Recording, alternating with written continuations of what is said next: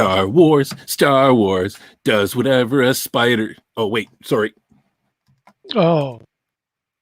Welcome to the Star Wars Reporter podcast. I thought I would end there before we got copywritten and, we don't have any money. Welcome to the Star Wars Reporter podcast. I'm one of your hosts, Wookie Steve, and I am joined by my fellow scoundrel, Revenge of the Jason. Yes. How's everybody doing out there, man? We're minus Todd for now. He might jump in later on, but everybody knows, man, life calls. So, we do this as we can, and whoever can jump on board, you never know. What special guests. No. I know, and Jen couldn't make it today because she hates Star Wars. Has a life. Right. Yes. Yeah, right. Yeah. No, we're supposed to make her feel really bad and stuff. She hates Star Wars. Especially hates the prequels. We can't stop her from trashing the prequels. It's actually she's watching this right now, man. If she was here to defend herself, she would tell you the exact same thing that we're telling you now. Yeah. Oh my God, she's going to kill you. Like she's. Well, she can't tell our voices apart. She probably thinks it was you. So it's me. I'll take the heat, right? Exactly. Before we get started, just want to remind everyone, if you could hit the or what do the kids say? Smash the like button and smash the like subscribe to the channel, and it'll just let us know that we're doing things right here. For all your latest news, you can go to this website here. It's called StarWarsReporter.com. That's what it kind of looks like right now. And of course, follow us on social media: Facebook, Instagram, Twitter. And it's probably how you found us in the first place. Yes, indeed. So Tuesday night, and we're just coming off from watching episode 7 of The Bad Batch, and we'll be talking about that. We'll also be talking about some other news, maybe some updates on the Boba Fett show coming to Disney Plus. An interesting quote from Liam Neeson that's getting some people thinking, and of course, we're going to do an update on the Andor series and probably a ton of other stuff here, whatever we decide to ramble on. Sounds good. With Star Wars. Yeah. All kinds of stuff going on. So what do you feel like diving in with, right? Well, you know what, actually, there's one thing we could start with, and that I've been kind of quietly tracking in the background, and that's some Knights of the Old Republic. Ooh. Which I know there's people out there. Knights of the Old Republic is very interesting. It's such like its own segment, very large segment of Star Wars fans. Yeah. And the original, that video game to this day, there's a couple of them. To this day, yes. Oh, and there you go. Thank you so much, Goldberry. Those games to this day are really hailed.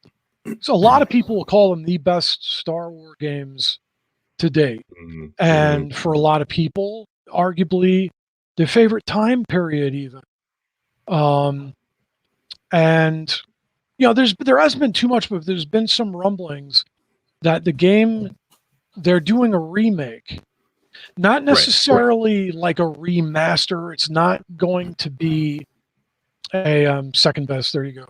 It's not going to be an exact like remaster remake of the original game, but they're actually putting together a new game that's taking influence from the original 2 games. And also maybe some cues too from some of the new stuff like Exegol. We had, in Rise of Skywalker, we had the Palpatine's whole deal there. And as I also understand, the game's probably going to be modernized a little bit, and that it's going to keep its RPG heart, and its epic scale and all that stuff.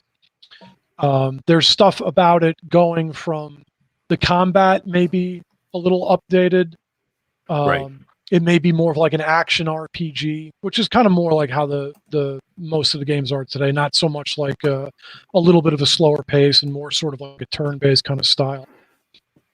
That TIE Fighter game that was just Space Sim. It's funny that our ever loyal fan Goldberry Riverdaughter mentions a TIE Fighter game. I was absolutely nuts for all those games. The original TIE Fighter simulator. Right. There's the X-Wing simulator. I believe the X-Wing one was first, and then they did X-Wing, correct, right. We said at the same time. Then TIE Fighter came out, and TIE Fighter was so awesome. That was so good. And then I remember for me, it peaked out with the X-Wing Alliance, which was an amazing game because you could play any starship in the galaxy and then some. You could play on any side. You could play any number of friends against any number of friends. And those games, for as old as they are, yes, they worked beautifully. They were a great simulation. So I actually haven't played the latest space simulator. The latest was it a Rogue Squadron or X-Wing one that they came out with even last year? Right. I was kind of disappointed in missing out on the Battlefront 2, because my big thing was, they did have the ships and it's a lot of ground combat. It's kind of like a first-person shooter, like Star Wars, but they brought in Ewoks. You could play. It was initially it was interesting. It was initially just like a mode where, half started off as Ewoks and half started off as the stormtroopers on Andor trying to escape. It was supposed to be after the battle. They're trying to get to the escape ship, the shuttle. Right. And as the Ewoks kill stormtroopers, those stormtroopers become Ewoks and then join. So it's so cool because I watched videos where the Ewoks would get to this shuttle and kill them all before they got on, and they were just standing around cheering and yelping, and it's so cool. So I kind of missed out on that. Then they added it as like a permanent where you could play that character. So you're running around like Bespin, as an Ewok fighting stormtroopers and whatnot. That's Steve's dream. Tell me about it. I know. Look, I'm halfway there. Right. But anyway, but just getting back to with Knights of the Old Republic, that could be really cool because, and it may, as so often does, it may influence some shows or maybe even movies. That's just a time period that so many fans have been, maybe hoping to see a bit more, with Darth Revan being, one of the favorite characters. And that actually leads me, Steve, to another, right into another topic that we were going to talk about as far as the action figures. Right. I know one of the things we wanted to discuss that Hasbro is coming out with yet more figures, some more Black Series, which is always awesome. Right. And they did announce that one of the main Wookiees from that era, actually, what was it? Zalbar? Was it Zalbar? Maybe somebody can spell it or Zalbar, but who actually aided Darth Revan in the Knights of the Old Republic, but they're making a Black Series figure of him. So I think that's pretty cool. And there's a little hint that some Knights of the Republic stuff is going to be coming out. Right. Yeah. Speaking of, there he is. There's a picture there. Oh, yeah, and there you go. Oh, why don't we have a Revan movie yet? Exactly. Oh my God. Yeah, I kind of find that interesting. That, sorry, let me get rid of the picture here. I'm surprised that as popular as Knights of the Old Republic was and is, because I think that's one of the first, modern Star Wars games that I did play. Like everyone played that, just obsessed. That they didn't think like that wasn't on the schedule, especially with Disney, to turn into a movie or movies. It could be so massive. Honestly, you could convert that into the most epic Star Wars movies of all of them with what went on in that. And just, the amount of, epic battle and just Revan and the Star Forge and just all that stuff. Zalbar. Thank you, Jeremy. Right. Really interesting character. It's been a while. I should research more, but as I recall, Zalbar, who they're making a Black Series figure of, he aided Darth Revan, and he was kind of shunned by the Wookiees. Like, he hurt his brother, he was dishonored, and it was like sort of on the run from the Wookiee Society. I think they ended up going back to Kashyyyk, and just really cool stuff, But how about a Bane trilogy? Oh, How about I know. Bane trilogy? Yeah, there you go, right there. I know. It's another thing. There's just so much, right, of the the EU that they got rid of. I mean, that could have just all the work that was needed was to take what was already there and turn it into screenplays. Maybe change up some of the weird parts, or do whatever and modernize it a little bit, and then that would be the next 30 years. It's still it's still a possibility. It's still there. We'll see what happens. And I'll tell you what, go out and buy your Knights of the Republic, Knights of the Old Republic remake video game, because you'll be supporting. No, but you may very well support an effort for Disney to investigate that for a show or some movies, which I mean, that's like can't miss. I mean, it really isn't. But Steven, speaking with that and that characters, there's some pretty cool figures that are coming out too. There's Zalbar's like coming out, and we've got some Mandalorian 6-inch Black Series figure coming out, right? Right. I got a few pictures here. The complete group of photos we do have on StarWarsReporter.com, but just go through some of them here. Nice. So Bo-Katan. All right. Don't make me cry. Don't make me cry. Of course, we've already seen Revan. Now, Trooper Todd will be excited. Another Stormtrooper. Oh yeah, look at that. Nice. So love this character. That's right, Rogue One. Yeah, classic Rogue One. That's nice. That looks nice too. Yeah, another Obi-Wan. Oh wow. Yeah, these are nice. And of course, K2. Wow. So yeah. So there's going to be, I think they have X-Wing pilots from Rogue One. I mean, there's a ton I didn't load up just to just go to StarWarsReporter.com. We have the full list, and they don't have really a release date yet. Yeah, I'm not sure. Soon. But Bib they are available for pre-order. Yeah. Bib Fortuna, Return of the Jedi. Coming out as well too, which is, I think, he's been underappreciated as a figure. He's really cool. I had that original Return of the Jedi action figure 100 million years ago. Yes, Todd had that one. Of course, he had them all. Of course. But yeah, he always played the bad guys. I always played the good guys. So he was one that got to play with Bib there. So yeah, and it's something I want to do. Like, I know Todd has said this before. It's like every pay he goes out and he gets like a figure or two. And man, there's some nice ones. I was at, sorry, Americans. I was at Toys R Us over the weekend. Oh, how could you even go there? That hurts me in the soul. Yes. I wish I would have had, and just some of the action figures. There's like Darth Maul. It's a really cool Darth Maul. I didn't pick that up, right? I was like, I'm still finding it hard to kind of justify getting these action figures nowadays, right? Where I would just want to get something really interesting. Like, I remember I showed you guys already earlier, but I picked up, let me get it big here. I picked up the Lego set from Mandalorian. Oh, that is cool. From that one episode, remember the red eye. The red eye. There's the person who must not be named. Right. And I noticed that I missed out on getting this when it was at Toys R Us. Sorry. And online it was sold out everywhere that I could see. And I was in Walmart. I was in Walmart and there was 3 of these on the shelf. I thought, wow, okay. No. Snag it. Steve snagged all 3 of them, of course. He's not going to show you. But no, I can't do that. I know. I'm like, I should, right? But no. I actually, in the spirit of this discussion right now, and it's funny, and I thought of Todd, and I think of you guys all the time. I recently snagged one that I just saw like for super cheap, and I got myself a Thrawn, a Black Series. Hang on a second.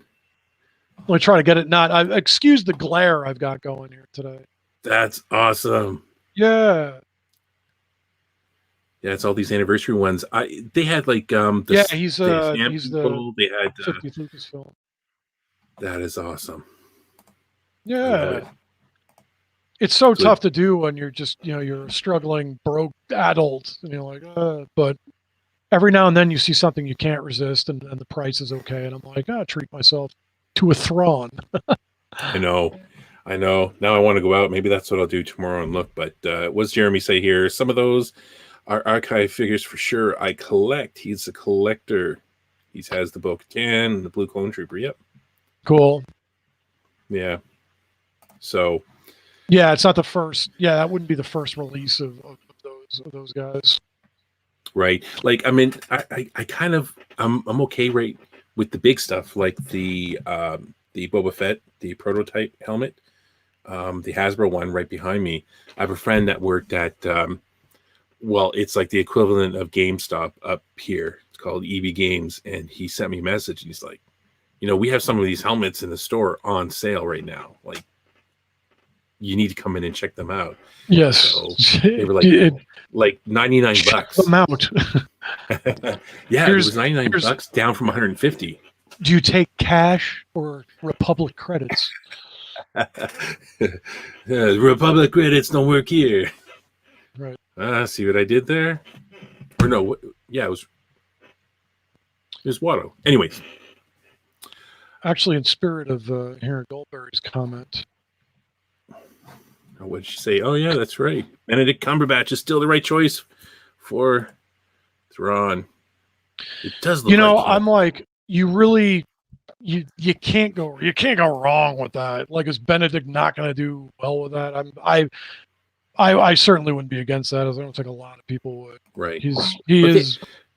He does resemble enough, and now he's like a good age even for him. And he's got the right stature. Just you could do it totally. I think I read an article recently where he was asked about it, and he said that he didn't have time to do Star Wars. You know what I mean? He's like, I don't have time. I'm busy. With other stuff and my family. And again, he might have just not been asked yet, and he's kind of throwing it out there, maybe playing hard to get. So I mean, you never know what they're saying, or if he's already been approached, right? Right. So, speaking of which, there's a similar sort of situation for that. You mean for that's exactly what I mean. The rumor, right? So the rumor was that he was going to be in the Kenobi series, right? So in the article, he had said that I heard that McGregor was going to be doing a series, and then he just kind of went on when asked about being in it. He says, "No, I don't think so. No, I haven't been approached." And before we went live, we were talking. Is that him lying? Is that him? Right. It'll be a surprise. I'm just gonna say, nah, I haven't been approached. So it could go either way, and it's like, the thing is, I mean, how much does he need to do? He's already done it in some previous shows, the animated shows where Qui-Gon's made an appearance, and always a welcome one. Right. Is he gonna show up or not? I don't know. I mean, it's interesting because we've Obi-Wan, we've got the time now. If anyone in Obi-Wan's life is going to make an appearance, you've got room for some Yoda, you got room for some Qui-Gon. There's all kinds of interesting characters that could show up. And Qui-Gon is, regardless of what people thought of the Phantom Menace, Qui-Gon was so Star Wars. He was such a good Jedi. Yeah. What's comment here? We have another comment. Yoda taught Obi how to commune with the dead and told him and that's he could talk with Qui-Gon. Yeah. That's a great point, Jeremy. Exactly at the very end of Revenge of the Sith. And that was a big moment where, wait a minute, Yoda just confirming, like, I can teach you, how to confer. I mean, there you go. Exactly, Jeremy. It's, boy, is that not the best, setup opportunity for Qui-Gon. He's literally mentioned by Yoda that I'm going to teach you how to talk to the guy. Yeah. And of course, because you're bringing in Hayden Christensen, we're going to see him as Vader. We're going to see Anakin / Vader in the Obi-Wan series. And who, has a direct tie-in with that? I mean, Qui-Gon, it's Qui-Gon's fault, really. No, I'm teasing that. But but if you're ever gonna see Qui-Gon, it would be in the Kenobi series, even above and beyond, little spots he showed up in other places. Yeah, I mean, the Kenobi series could be a lot of stuff, right? It's like, so what is Obi-Wan doing? He's hanging out in his little hut on Tatooine. He's probably doing a lot of thinking back on what just happened and maybe the old times with his teacher Qui-Gon, or we're going to see Qui-Gon come to him, right? Because now he knows how to talk to him, and it would be a good start, honestly. Like just what you're saying, if you saw Obi-Wan just kind of sitting there, the dust of everything that's happened settling, and he's very isolated and alone. There's such opportunity for Qui-Gon, to show up in Obi-Wan. Now you must chill. No, but yeah, so for sure. But, well, there'll be, if it's anything like the attention and the quality that they showed with The Mandalorian, right? I mean, they're just going to knock this right out. They can do anything. They could have him having run-ins with bounty hunters, right? That are like, wait a minute, I think you're a Jedi. I can make some money off you. I mean, there could be so much. Right. And of course, I don't know if there's a story from a comic that they're gonna book, or a comic that they're gonna rip. You know what I mean? So it'll be interesting to see. I believe this series is like halfway through, in between the prequel. I think it's like 10 years in between the two trilogies. I could be mistaken. We probably need to look that up. Actually, I'm pretty sure it's like halfway through. I think it's what I heard. It was right. So does that mean we might see a 10-year-old Luke or something? Oh, I think that would be a tremendous missed opportunity. I think it's almost a foregone conclusion that a child Luke, and you could do that. Right. I mean, you could just get there's so much now with de-aging Mark Hamill or hiring Sebastian Stan, and it's all fine. They can do everything with that, but there's no problem. Like, we'll just hire a good 10-year-old actor that kind of looks like him, and there you go. For sure. you could do a young Luke really with no problem. You have to. Well, I mean, Luke knows him, and the strange old hermit. You could have this. I could picture Luke almost like a very hesitant and comes up to Obi-Wan, and I actually hope too. I just was thinking of this actually another time we discussed this real quick. The way Luke talks about Obi-Wan in A New Hope and the way he's perceived, I hope he is a little bit weird. He should be a little bit shell-shocked and isolated from all the experiences, and you have to go nuts with him. We know Obi-Wan's a together dude now. We know who he is. But he should be a little isolated and a little, he should be a little bizarre. It'd be cool. Yeah, I mean, he does kind of make it known in episode 4 that he knows of this old Ben. So, and it's funny, some of the set photos that have gotten out of Ewan McGregor, he still looks so young, and you know what I mean? Like to get from Ewan McGregor right to the older Ben, it's so funny. Like, I thought, maybe we'll see that. Maybe we'll see him age throughout the series. That's interesting too. Like, what is he going to look like? Because let's face it, we're in a different era, and people are kind of holding up. I mean, lifespans. People are doing more at younger and older ages. And we're seeing that evolution right before our eyes. Athletes, movie stars. We've got almost 80-year-old Indiana Jones, which we could talk all about that for an hour. You've got athletes, though, pushing into their 40s. Yeah, and just generally speaking. So Ewan McGregor is of a different era where Obi-Wan Kenobi is like sunscreen and no cigarettes. I just saw that. That's hysterical. Right. There you go. That's the secret to not only a good life, that's the secret to immortality. But oh, I like it. See, and comments like that's so frightening for people in our age group. Like, what does Goldberry say? She says, "I'm older today than Sean Connery was in the first Bond film, and I got carded last week buying beer." Yes. Rub it in, Goldberry. There's no way that's a nice compliment, though. So at least you can enjoy that aspect of it. Like, I'm just an older guy now, whatever. No, but it is interesting though, because Alec Guinness, and what was he? And you guys will know, he was like 63, I want to say, in A New Hope. Alec Guinness. Right. Maybe he was 65, but I don't even think he was 65.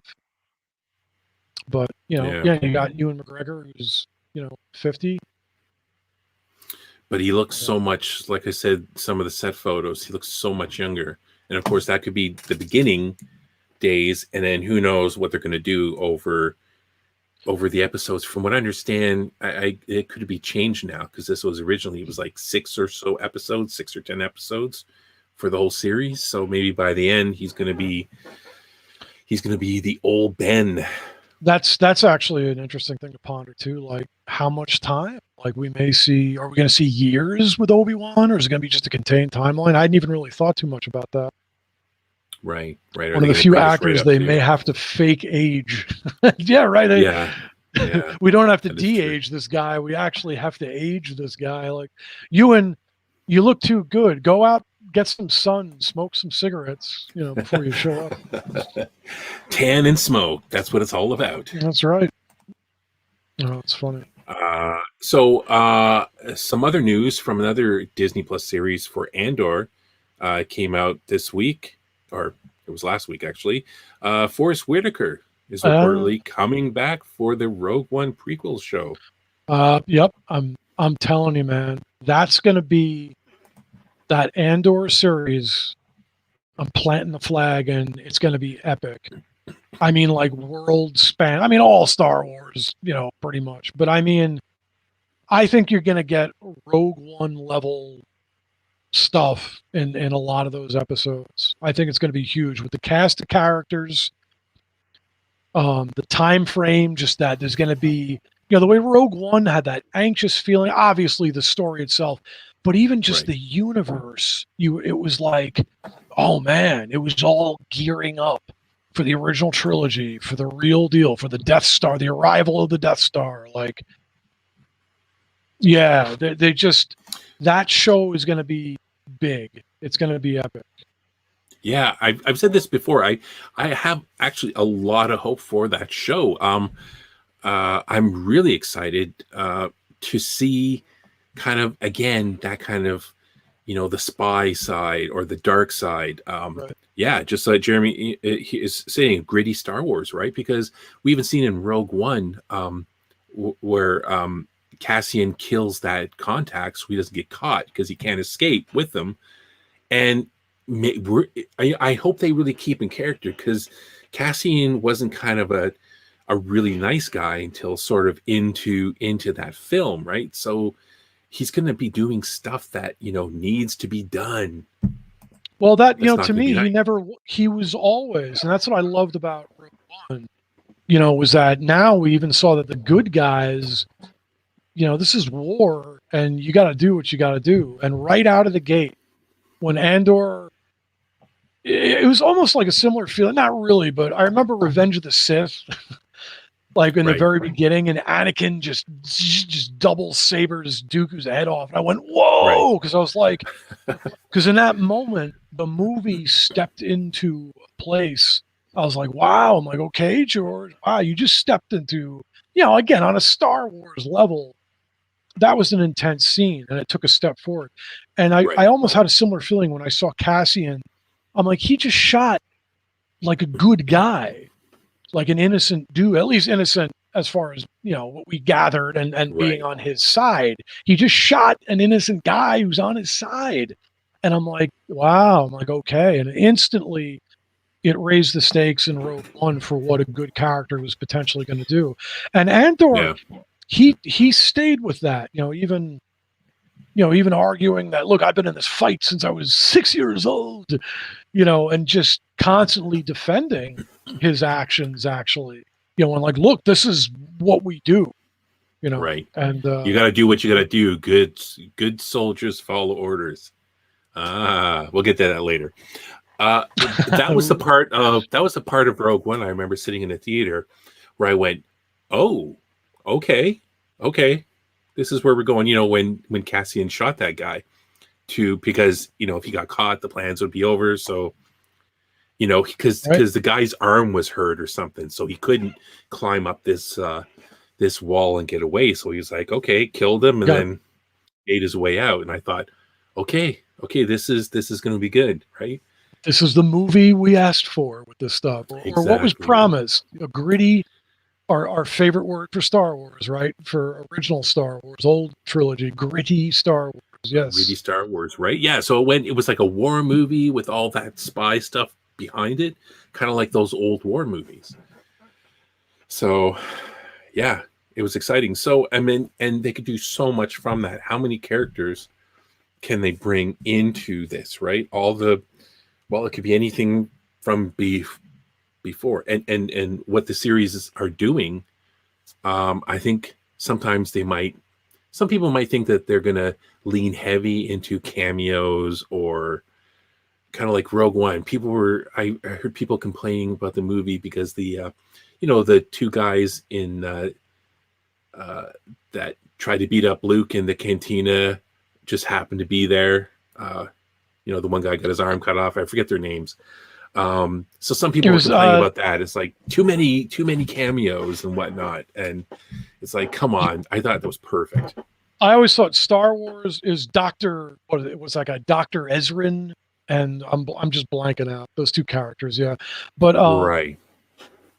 Star Wars, and again, to me and other people listening to this, whatever, may disagree, that's fine. But of all the franchises out there, like you just can't go wrong with that stuff with Star Wars. We love seeing that stuff. You love seeing those like connections. And people could argue, well, man, that's the smallest giant galaxy ever created then. But you're in the same worlds and the same timelines. It's I don't know. I get a kick out of that stuff. Like, it's always hey.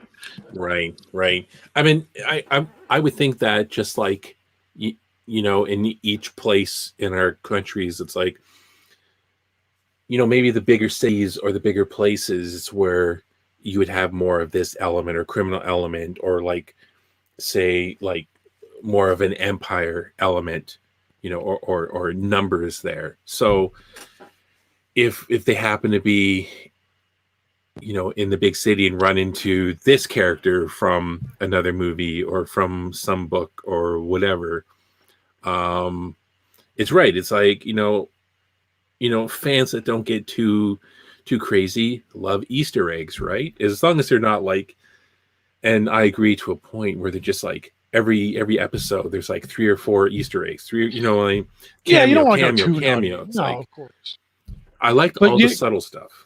You know why I think it's successful with Star Wars though? Because we all love so many different aspects of it, and sometimes you pick out a character that you love or are interested in that not everybody is, and you think, all right, I'm alone. And we joke, let's say, I don't know, like we always joke, like Jen would joke, she was here, like the gonk droids, and it's like you love those things, and then you see them in an animated show or actually in a movie. You're like, hey, when you see a sort of fringe character or starship or any of it in another newer movie, you feel like, cool, somebody else loves that character or enjoys it enough to have put it in a modern. Yes. So I think it's not just necessarily that, oh, it's from the original movie. Like, there's people out there that love all aspects of this.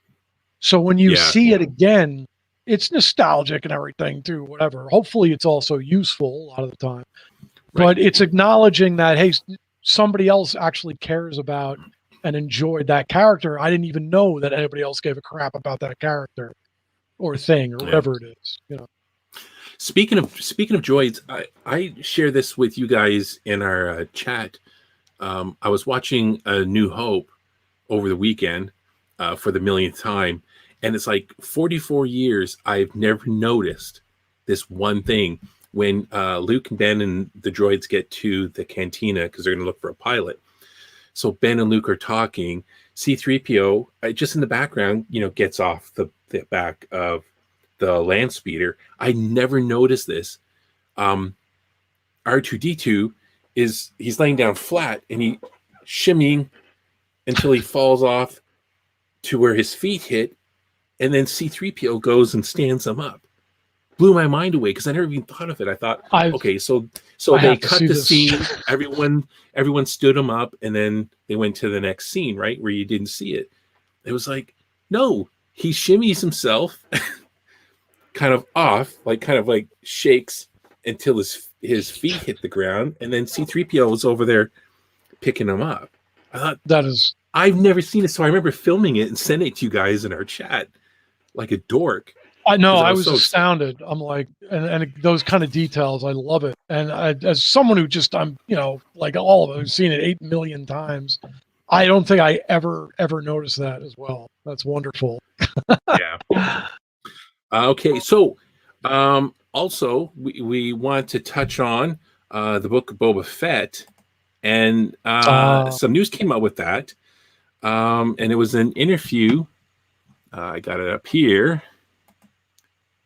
With it was a Rotten Tomatoes interview with Tamira Morrison, who's going to be playing, obviously, Boba Fett, and he kind of gave a hint on the synopsis of the story, which, I mean, we could have all guessed what it was, but it's kind of confirmed now. Where they asked, this is what he said in the quote here. If you can see it here, he says, "Well, we can't say too much, but we're going to see his past and where he's been since The Empire Strikes Back."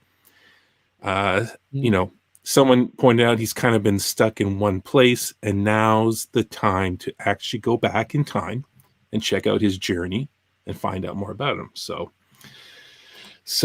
they're going to have a lot of, for our time, it was a long time from The Empire Strikes Back to, say, The Mandalorian. But in terms of from The Empire Strikes Back to, so The Mandalorian takes place 5 years after Return of the Jedi. So what's that, like 8 or 10 years? Something like that. It's Empire Strikes Back and Return of the Jedi. What is the difference? It's like months, though, I think. Is it? Is it? Okay. Maybe it's months. You gotta forget. I'm like in a fog tonight, so everybody forgive me. So if you're like 5, 6 years, whatever, maybe. Just the point that there was some stretch of time. It's not. I don't think it's huge, but I mean, there's some time there. Yeah. But so now we know, right? So obviously this is what's going to be running from. The Empire Strikes Back was kind of weird. I thought maybe, Return of the Jedi would have been kind of the best part to start. Like, it almost feels like that joke, where he's in the Sarlacc pit, and then it's that whole, I bet you're wondering how I got here. Well, let's start over from the beginning, like that kind of a thing, where then they go back. That could be the final episode of the Book of Boba Fett. Yeah, something as him crawling out of the Sarlacc pit and crawling out of the Sarlacc. I mean, obviously, he went through. He's been out of there, and some stuff has gone on since then. But they can certainly make that a finale or a pinnacle, point in the show. I have no idea actually if the Book of Boba Fett is like a one-shot series or is that supposed to be an ongoing? It is. I think it's a one-shot series. I'm not sure how many episodes, but it's just going to be the one shot. And again, that's going to be what I'm really excited about. It's going to be like bounty hunters and scoundrels and blah blah. Like it. Well, as he said in the interview somewhere, I'm not sure if I got a clip. He had said it's going to be the Mandalorian 2.0 or something like that. It's like, oh, okay, that's a lot to say. Yeah, no, and that's a whole nother. I know it's a whole nother like topic, but yeah, it's gonna be interesting because he had. Oh yeah, and Jeremy's saying, yeah, right, about a year. That's what I thought. I don't know, for some reason the number like 7-8 months was stuck in my head, but oh yeah, about a year, fine. Right. So you're looking at 5-6 years. So now, I guess, are they going to start it directly? I mean, are we going to have Fett on the Slave One with Han Solo? Does he fly around for a while? Like, oh, check out my. You guys probably check go out straight the back. back here. Does he he probably party? go straight back to Jabba, right? To Jabba, we get to see that interaction. Like, well, he's got a.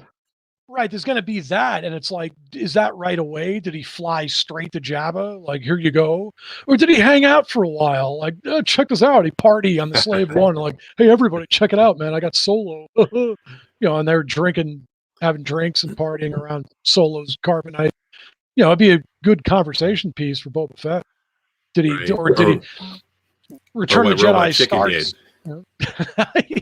What Robot Chicken did with what Boba Fett was doing on the ship with Han Solo. It would what was Jeremy say, or is it like the Mando's cargo hold with several frozen bounties? Yeah, right, exactly. That's even right, exactly. That's kind of what I even mean. Like, you just had, it's just another right. But this is the prize, right? So if I was Boba Fett, I'd be so excited. I want to get straight back to Jabba, which is going to be really cool because we're going to get to see Jabba again since Return of the Jedi.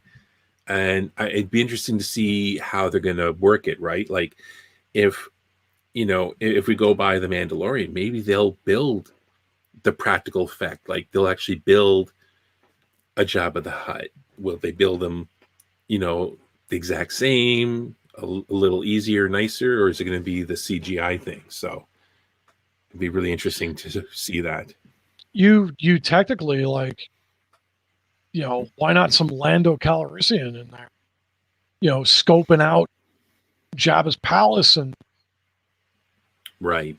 That's an interesting thing too. Like, and again, my mind is kind of mush tonight, but I'm like, the end of The Empire Strikes Back, Lando was like already, I'll meet you guys there and all that, right? Which is interesting. Which almost, which suggests very little time between some of that stuff going on from Empire to Jedi, which is kind of interesting. Like, Lando was already scoping out Jabba's palace, and those guys were already arranging plans.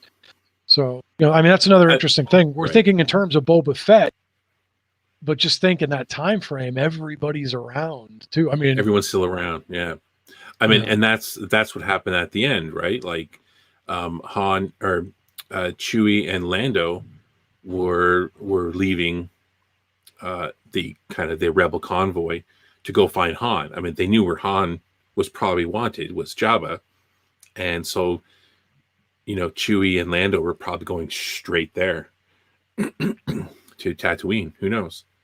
So yeah, and then would that bring in Donald Glover? Then would he reprise? Well, he would reprise his solo role playing Lando.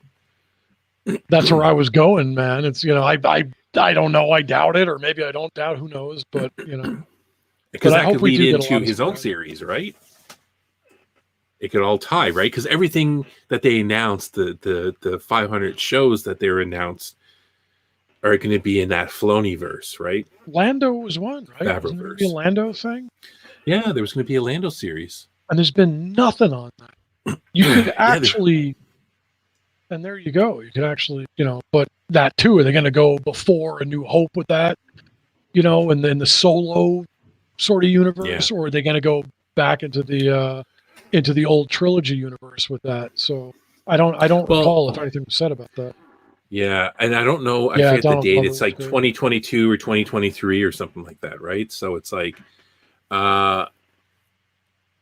So this is a long ways away, and then who knows what'll change, right? You know, we got that announcement with that big board of all the series, but we'll see. You know, until it's done, and you know, all the things going on with Disney, maybe some lost money, some lost, you know, the income from the parks, and you know, maybe we'll be delayed. Maybe some of these projects will go to the bin. So I guess we should probably talk about tonight's topic. The topic, yes, Bad Batch, episode 7, with the return of Dun, here's dun, the character dun. poster for the show, Captain Rex. So, which is I thought I was being really funny with the avatar for tonight. Oh, Captain, my captain. Oh, look how And I clever! remember, Look how I know, clever the guy is. I remember telling that to my wife, and she's like, "Okay, I don't get it." I'm like, you know, oh, Captain, my captain. She's like, "No, I don't know what that is." I'm like, damn, I hope other people get this. So episode 7. Again, I said this to you before we went live. I'm like, man, these episodes like 24 minutes long. They seem to go by so fast. But and then This having to one wait a was, whole. the last week's, I think Todd and I were saying, for some reason kind of felt long, and then this one didn't to me. This one felt like it was like 15 minutes long or something.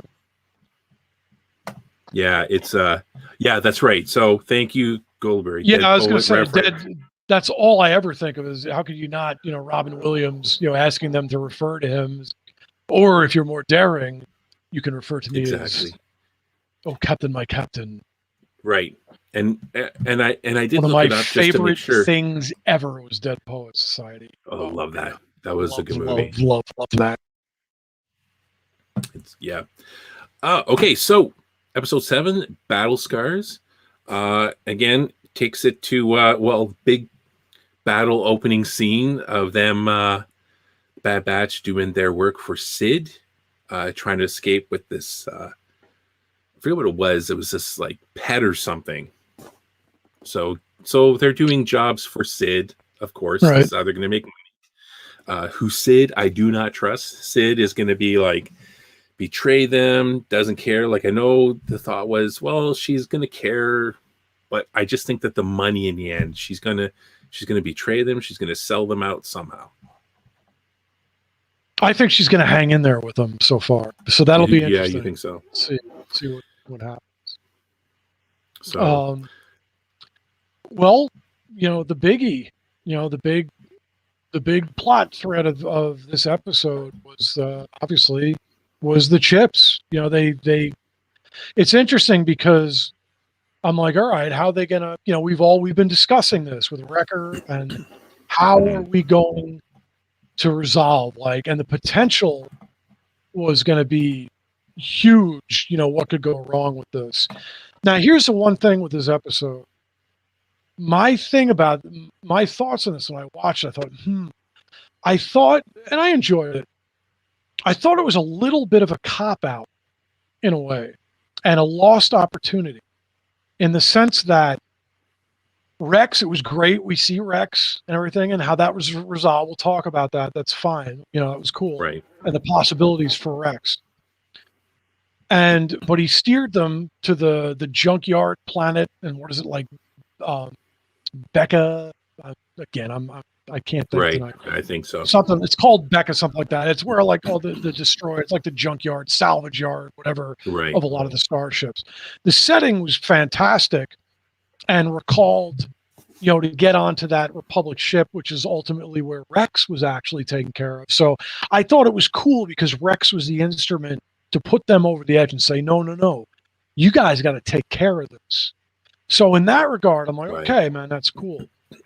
But I thought with Wrecker, there was an opportunity for some real mayhem, like way above and beyond what we got. Yeah. We had suggested that maybe he would get mixed up with Crosshair somehow. Maybe this was something that could have happened when they were deeper into action and in, like, more peril.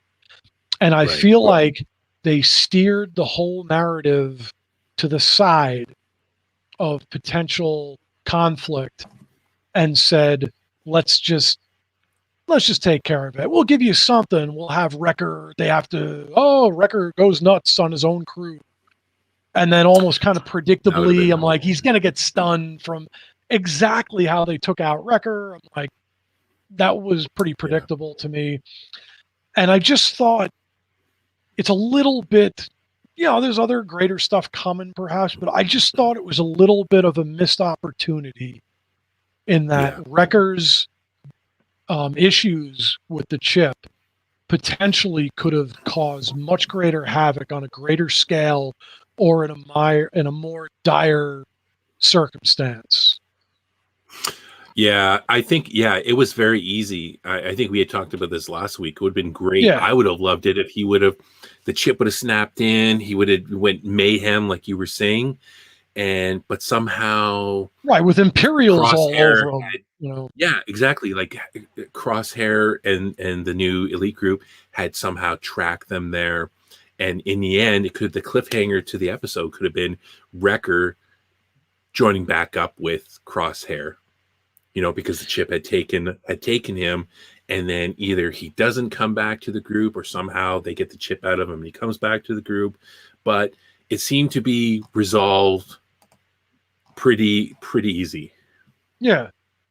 And I just thought that, maybe they were thinking that, if they did what we were talking about, even somewhat like if Wrecker had gone over with Crosshair, maybe they felt that was too much. Now you've got two like the most powerful characters of the group turned and together and with the Empire. And I don't know, maybe it was just too much to do that specifically.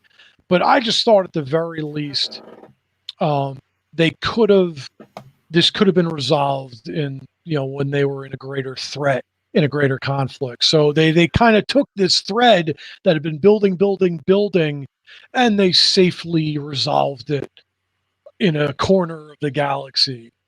And I was like, and it was very, very easily done. Like everyone got their chips out. No one had a complication.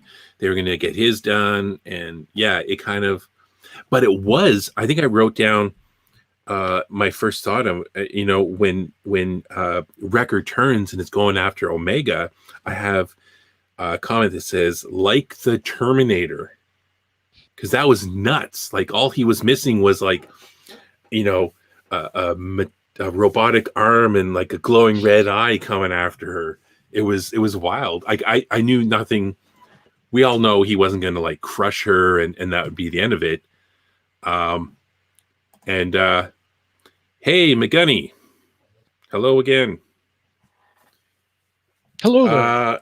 Hello. So it was like Terminator. It was like, that's what I thought. I thought that's pretty cool how he was coming at her. And it was potentially a shocking thing, right? Because there was a couple of close calls there. So I thought, that's pretty cool. I hadn't thought of that, but no, I mean, there was still some drama to it, for sure. But they're awfully lucky they ran into Rex. And that was the I wasn't sure how they were going to do that, and it was funny. I thought the Ithorian was poking at him, right? Like, you're sitting in my chair, and I thought, oh no, that character we kind of thought was great. Todd's like, oh, they got to have some Ithorians there. We finally get it, and I thought for sure Rex was going to blast him because you heard the blaster outside the door. I'm like, oh no, they killed them. So, and they end up so then they don't kill him. They go running out of the bar. So maybe he just shot at their feet, made them dance or something. But so you see the clones are reunited with Captain Rex. So Captain, my captain. And now Rex was, now also too, wasn't Rex, Rex was the sisters in the previous episode. Right. Rex turns out, I think that's who they saw in the transmission. Right. That's who I think it was. Yeah, that's who they're talking to. Yeah. So, and then even just looking at the side of his robe, his outfit there even kind of gives it away, I think. But that's what I thought. I'm like, oh, that's who they were referring to, which is, ultimately what led him led Rex to them. Which is when I forget, was it Rafa has said, like when Hunter said we're different, and she's like, yeah, I've heard that before. Well, she heard that from Rex. Right, that's a good point. I didn't even think of that, and that's right, and that's referring to Rex, which would make sense, right? But then it resolved interestingly in that there was that scavenger guy or whatever that was hanging out in the wreckage some distance, then reported them to the Empire. So that should cause some drama right there. Now, I'm not sure if that scavenger saw Rex. I think so, though. But so, because Rex is reported Rex isn't supposed to be alive, like according to the Empire. I believe Rex is dead according to the Empire. So I think Rex might have been spotted. But certainly, the Bad Batch, our heroes were all spotted. So the Empire is alerted to them. Right. And I think maybe Rex was the actual target for them, for those other spies, right? And it just so happened the bonus was all these clone troopers, right? Which maybe that's why when we saw in the earlier episodes with Tarkin and I forget the other guy, where they seem to be focused on the clones, right? And how they can control them, right? From getting the battle droid or the tactician droid's head, so they can. That was one of the theories, right? Can they to learn how to fight them or whatever? And maybe it's because there is a problem, right? It's not just these 5+ clones. Maybe they're having problems with a lot of these clones saying, whoa, I don't want to do this. The chip isn't working. So they're hunting down rogue clones because they're a danger. And that also really answers the question too of like, if you want to make that big distinction between clone troopers and the stormtroopers, why they're just stormtroopers. We never see clone troopers. Well, there you go. This show is actually even right what you just said is establishing that there were problems with the clone troopers and what ones, they had problems and it was just better to eliminate everyone that they can. So they were clearly seen and reported, yes, at that scavenger or whatever the hell the couple guys were floating around out in the wreckage. So now that's going to open it up, right? So now maybe you'll have stormtrooper units coming after them. Crosshair is probably charged with going after his old gang. You might have bounty hunters show up now, or like the call Darth might be out Vader. to bounty hunters. Darth Vader. Yeah, and that would be a great way for them to die in the end. What better way than to have like a Vader scene like at the end of Rogue One? Right. He just takes out the whole Bad Batch and the show's done.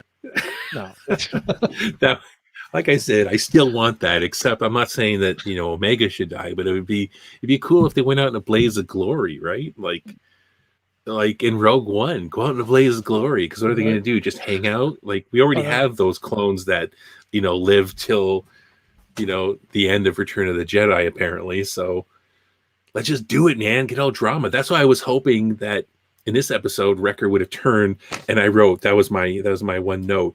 I knew it. Wrecker turns, right? Like, we all knew it. But that there was that, that danger that, like, he kind of gives in to his chip, right? The chip gets him back, and there was that urgency. Right.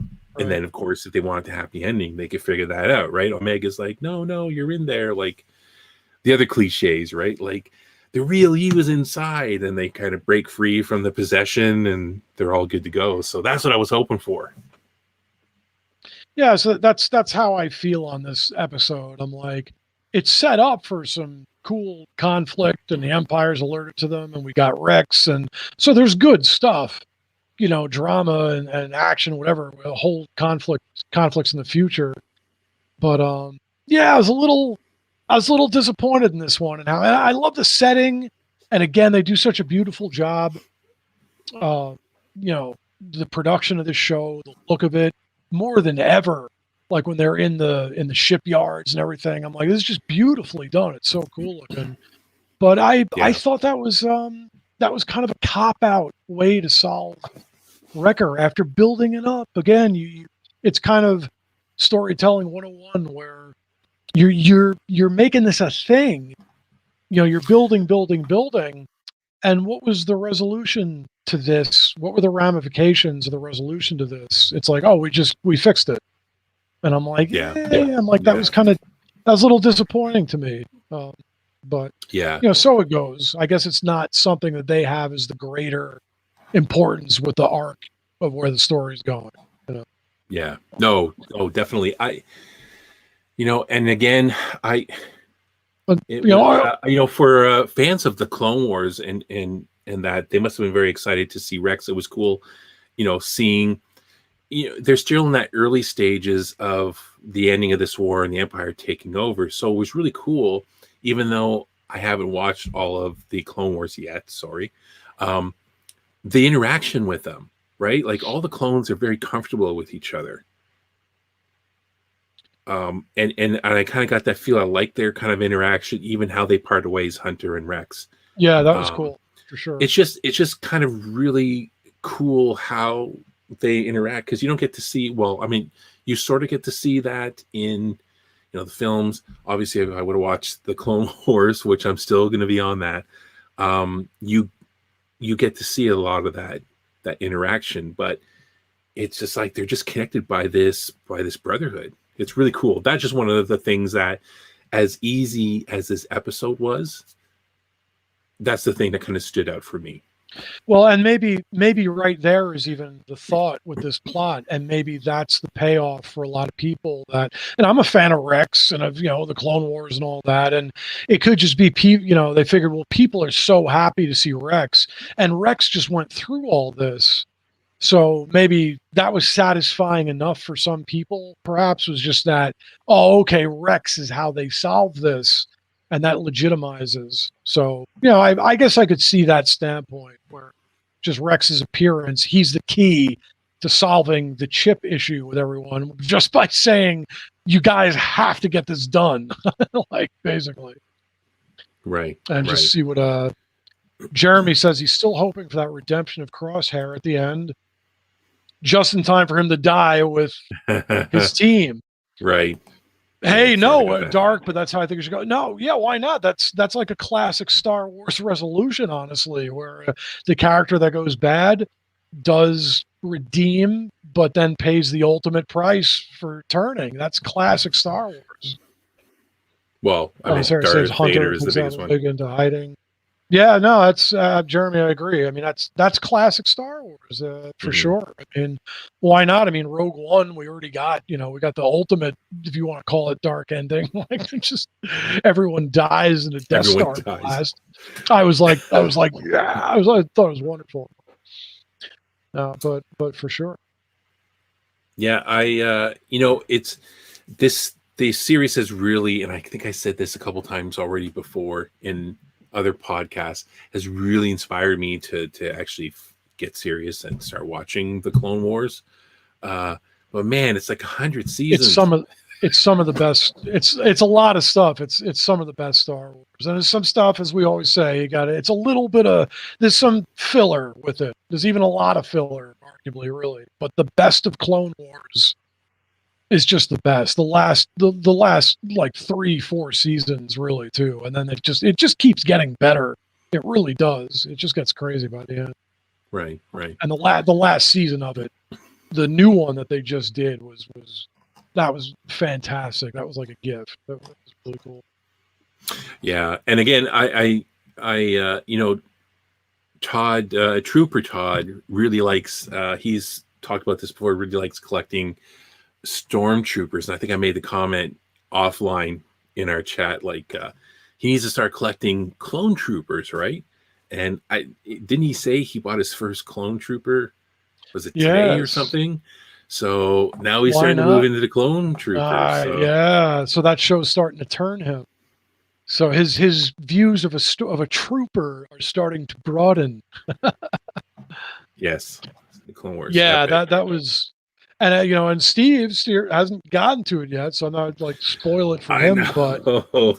I know. but it's kind of a gift in a way. Like the last Right. few episodes of Clone Wars was just, oh, how cool that they kind of went Right. there, and the perspective that you get. It's really fantastic. Right. But just to see, even beforehand, just to see Ahsoka, because I consider in all of Star Wars, Ahsoka for me is a character that had like the best, I don't know how to say, like evolution, like at least in like the series and like the animated series and everything, like a character who Right. started like, hey, like, hey, Sky Sky Guy, and Guy. Yeah. she's like, it's almost cringy in the very beginning, and I was like, she has one of the best turnarounds in the whole thing. I mean, all of Star Wars. And by Yeah. the end of it, I'm like, she is a mature, badass, relevant, and just goes through hell and just legit, yeah, thanks, man, Jeremy. Um, she goes through such a wonderful transformation, and not even like the way Darth Vader went through a transformation. I just mean, she started out as a cartoony sidekick, and you're like, Yeah. with Anakin Skywalker, Yeah. and Yeah. she pretty quickly evolves into so much more than she started. And so now she is one of my favorite Star Wars characters. Absolutely. Right. Right. Dave Filoni's baby, and she's going to Yeah. get her own series. Ahsoka, part of all this, like 100 series coming out. So That's going to be interesting because and you'll see the way she's kind of left. You're like, wow, what the hell has she been doing? That's, yeah, that'll be cool. yeah. So yeah. Okay. So episode 7 is in the bag, so it looks like maybe we're going to get a little more exciting. Now they're being chased. Right now there's no danger for them. They're just kind of hanging out, and they've been spotted. So let's see if Crosshair and, like what we said, everyone else catches up to them. And it's good though, the series. That's one thing I'll just say is real quick. I know we're coming near the end here. The overall series, I even kind of felt this the last like 3 episodes or something. Bad Batch to me, it's kind of, and we've talked about this, like right. kind of like a lot of the other shows. It's been good, but at the same time, I feel like it's time to get to the meat of some of this. Like, let's start Right. getting into the real. We've kind of wandered around. We've established the characters and relationships and what they are as a group, and the chips are gone. Right. And it's like, okay, it's time to up the ante with the stakes in the show and what's going on. It's like, Right. it's time to get things. If you're going to take the Wrecker chip thing away, Right. especially now, let's bring it on. Let's have the Empire coming after him. Yeah. Tarkin. Let's see, maybe because through Rex, let's see if there's other clone troopers out there, and rumblings of people that are going to rebel against this empire that's forming. It's time to start laying the seeds to really bring some stuff on. Yeah, I agree. So thanks everyone who joined us in the chat. Jeremy, yeah, thanks so much. It's everyone else. Always fun when people are interacting and give your opinions and what you guys feel, and oftentimes good information, and it's just fun to interact with everybody. So we appreciate that. Thank you, Jeremy, our guy, and Goldberry as always. And if people have news tips or topic ideas or anything else Star Warsy that they want to send us, you can follow us on our social media, like I said, make comments there, or you can send us an email at contact@starwarsreporter.com and get us that way through email or whatever. And like I said, our social media, which is down below, you can check that out. Make sure you follow us on this channel. So click the follow, and you'll be reminded of all of our videos that go out. But thanks again for everyone who joined, and that was a lot of fun, Jason. Thanks. Yeah. We don't need those other two. We got this. We got it, man.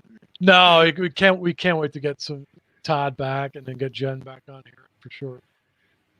Do we really? No, I'm just kidding. We can't. Yeah.